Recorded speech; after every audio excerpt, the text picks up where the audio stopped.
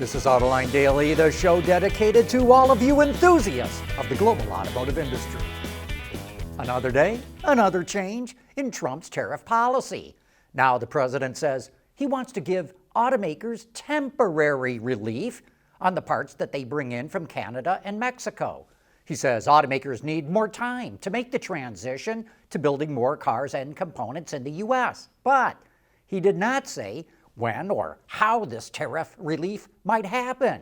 Even so, investors jumped at the news. GM stock was up 3.5%, Ford was up more than 4%, and U.S. suppliers were up an average of almost 2%. Of course, that's what's happening today in this ongoing tariff soap opera. Tomorrow could be completely different. Meanwhile, Honda is reportedly looking at moving production from Mexico and Canada to the U.S. with the goal of hitting 90% U.S. production for vehicles sold in the American market. That would involve moving the CR-V out of Canada and the HR-V out of Mexico and going to a 3-shift operation at a U.S. assembly plant, maybe more than one. That would result in a 30% increase in U.S. production over the next 2 to 3 years. The U.S. is Honda's biggest market, accounting for 40% of the company's global sales. And Nissan will stop exporting the Rogue from Japan to the U.S. for 3 months starting in May. It will use that time to assess where the tariff situation is going, and if it decides to make this a permanent move, that would cut imports of the Rogue by 52,000 units a year.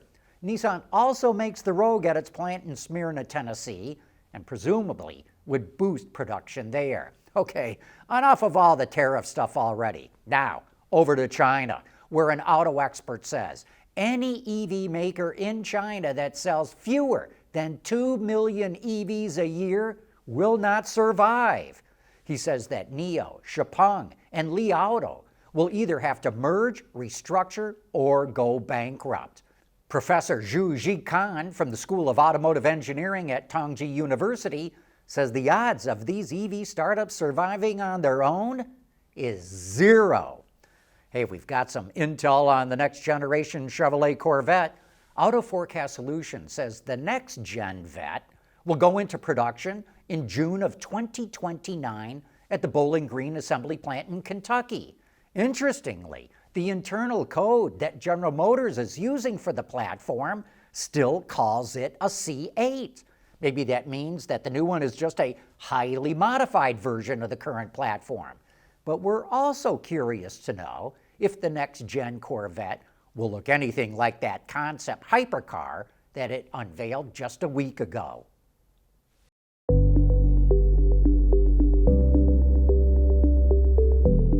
Developing today's vehicles, issues can happen in an instant. What good is knowing your problems without the data to solve them? Meet Wireless Neovi Cloud, your secure off-the-shelf solution, empowering real-time collaboration for quick resolution. With Wireless Neovi Cloud, your team can prevent issues before they can escalate. Driver communication data and remote diagnostics to analyze and resolve your problems using OTA, allowing your executives oversight throughout the process. Wireless Neovi Cloud, your vehicle update solution in production and on the road. Intrepid Control Systems, driven by your data.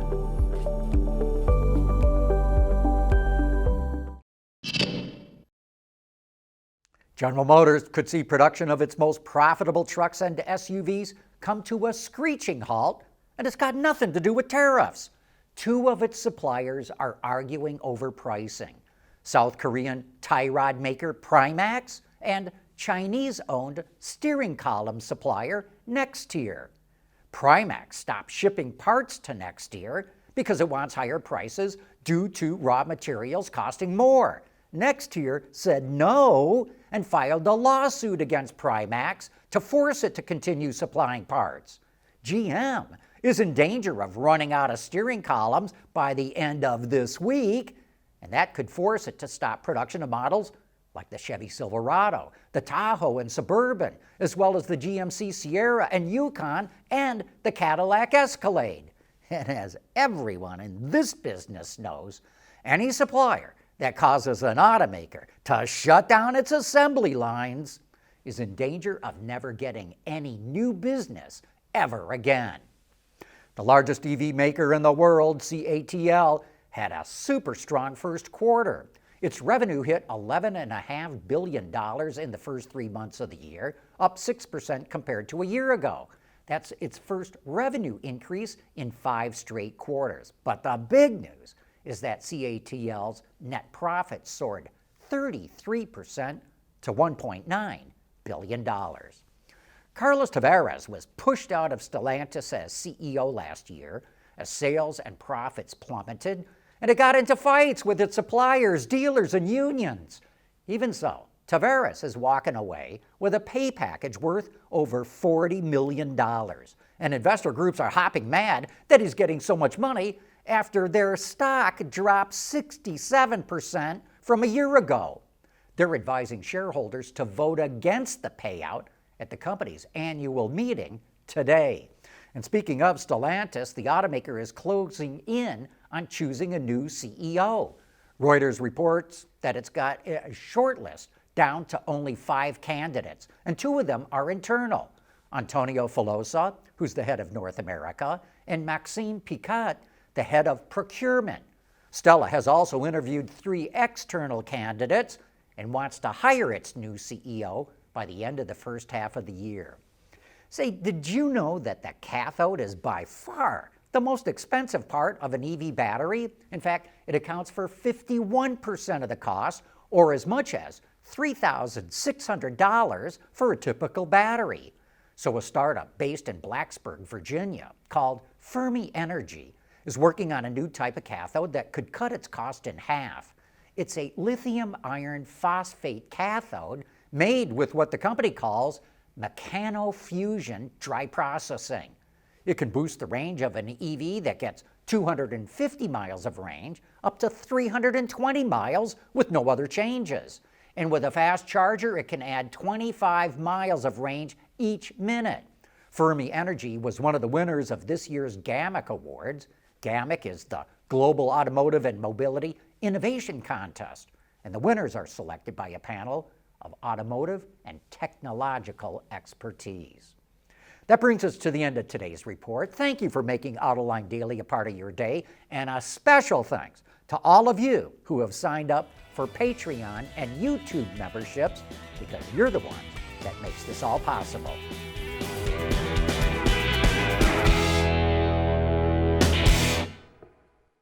Autoline Daily is brought to you by Bridgestone, solutions for your journey. Intrepid Control Systems, over-the-air engineering boost your game. Teijin Automotive Technologies, the formula for better mobility. And by